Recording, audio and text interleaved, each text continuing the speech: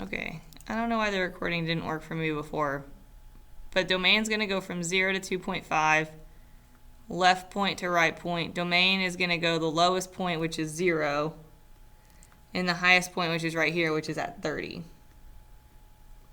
Ooh, that was an ugly bracket. Okay, and so then when you're talking about inequality notation, remember it goes less than or equal to, less than or equal to. You have this symbol here for domain.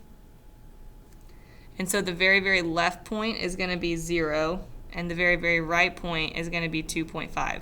That's as far left and right as your graph goes. For the range, you're thinking down to up, and the symbols are going to be similar, except you have a y because it's range. And so the lowest point is going to be 0, your highest point is going to be 30. Okay, so let's try this one. All right, it's continuous because you can go from here to here without picking up your pencil. It's a line. Your farthest left point is this guy, and it went left 1, 2, 3, 4, 5. So -5. And your farthest right point is this guy right here, and that went left -1. And then we're going to do the range, which is down to up. So this guy right here is your lowest point. That's going to be at 2. And then this guy right here is your highest point. That is going to be 2, 3, 4. It's going to be a 4. And then same thing for inequality notation. You put it in the little brackets, -5 to -1. And then for the range, same thing, except with a y, 2 to 4. All right, down here it says state the domain and range of the function below using the notation indicated.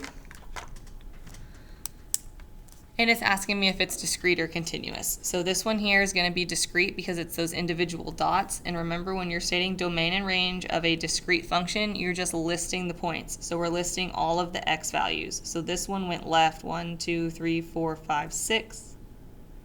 This one went left 2. This one went right 2. And 1, 2, 3, 4, 5, 6, 6. So your domain numbers are these guys right here, and then the range we're going to list how far up and down it went. So this one went down 1, 2, 3, 4, -4, 1, 2, 3, -3, -2, and -1. So for a discrete graph, that is the only way that you can list the numbers. All right, now these guys here, they're going to be continuous because they're lines. So when I'm doing domain, this one says inequality notation. So that's going to be with the little less than signs. We're thinking for domain, how far left and how far right. So because the leftist point is this arrow, remember arrows mean infinity, and the rightest point is an arrow, and arrows mean infinity. So for inequality notation, when you're going infinity to infinity, that is the all real number symbol.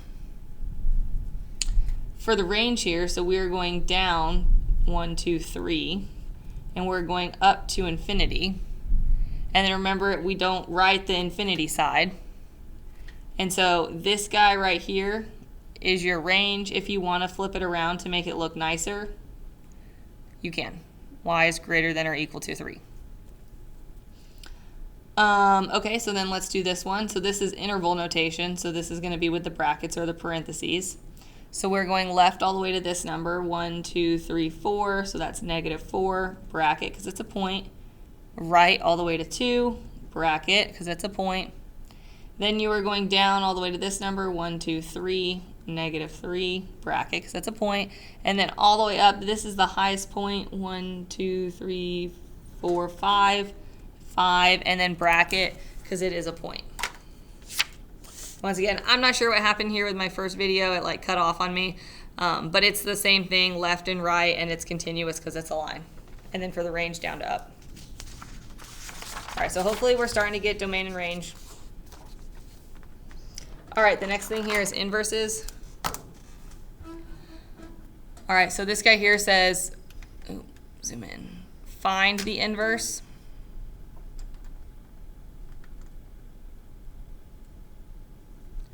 All right, so when you're finding the inverse, you switch the x and the y.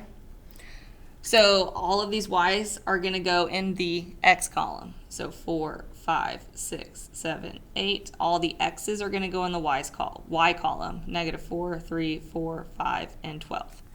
Now it says, is the relation a function? So you're looking at the x's, and if none of them repeat, it's a function. So none of these guys are repeating. Negative 4 and 4 are different numbers. So we can say, yes, the relation is a function. Now for the inverse, look at the x's, 4, 5, 6, 7, 8. None of those repeat. So yes, they both are functions.